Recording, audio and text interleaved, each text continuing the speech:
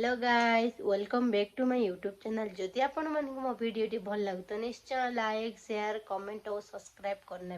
तो चलतु आज ये सुंदर वीडियोटी को स्टार्ट करबा। सांगने चलते आज पचार पूनम कौन रोसे देखा चलते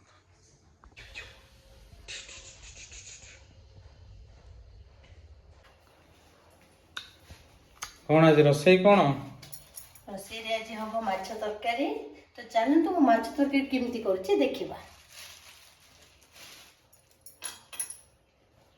तो सांग मैंने देखंतु मो माछ को भल भाव धोई नेली। धोई सारा पर से हलदी गुंड आ मर्च गुंड मसला गुंड गरम मसला आ सोरिष तेल आउ मो बटा मसला टिके पकईकी आपको मैरिनेट करके किसी समय रखिदेवी।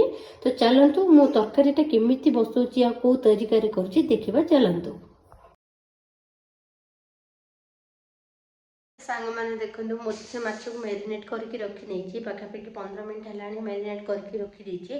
तो मुझे भाजी मो तेल में भाजुचे केमती भाजुचे देखा चलतु। आ सांग मैंने घरे तो कहीं न था ता बाबा तो पलाउं ड्यूटी आउ मो बापा भी पलाउं बाहर। तो मो छुआ को धरिकी केमी रोषे करी आपण मैंने इमेजिन करनी।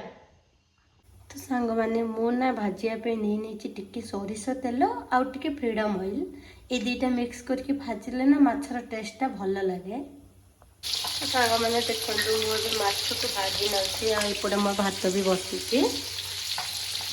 तो सांग मैंने देखो मो तरकारी प्रस्तुत कर पियाज काटी लंबा लंबा कर टमाटो और 4टा कंचा लंका।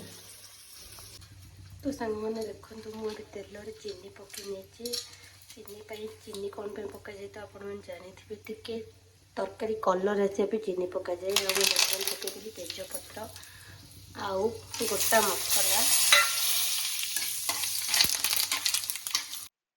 तो सांग मैंने देखु तेल गरम हो सारापर मुझे पकईदेली पियाज पियाज टिके रेड हो आसला मुझे पकईदेली बटा मसला और मसला को ना मु 15 मिनट भल भाव लो फ्लेम रे कषिदेवी। तो सांग मैंने देखो मसला पूरा 15 मिनट भल भाव कषिगला मुझे पकईदेली टमाटो कंचा लंका हल्दी गुंड लंका गुंड पुणी टे गरम मसला फिश मसला ये सब पकईकी भल भाव आउ 15 मिनट कषि नेबी।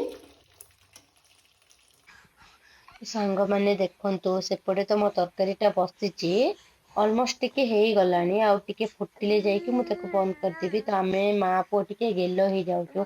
तो सांग मैंने मो छुआ ना एत दुष्ट होची दुष्टामी कथा कहले न सदे और कथा पचार एत दुष्ट एत बिछुआती मैंने मत पूरा हईराण करके रखी घरे। सांग मैंने ठंडा तो बहुत जोर है पाखापाखि 1 वीक हो गला मो ठंडा कमेबार ना नौनी मत भी होती मो पुओ को भी ठंडा हो जाए। तो सांग मैंने ठंडा केमिति घरे कौ ये ठंडा कमिबो सेटा कमेंट माध्यम निश्चय कहे। आ कौन कले मत आ मो छुआपाई कौन कले छुआर ठंडाटा बिना औषध ठीक हम टे कमेंट माध्यम निश्चय जनइबे। तो सांग मैंने देखु मो माछ तरकारी ऑलरेडी हो गलानी। तो चलतु बुझा टेस्टा केमिति होची माछ तरकारीटा केमिति होची टेस्ट करी कहतु।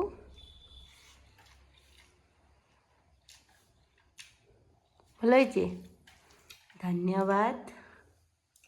सांग मैंने मो हजबैंड तो कहीदेले माछ तरकारीटा मस्त होती। तो सांग मैंने मो माछ तरकारी रेसिपीटा आपण मानकु केमिति लागिला कमेंट माध्यम निश्चय कहे।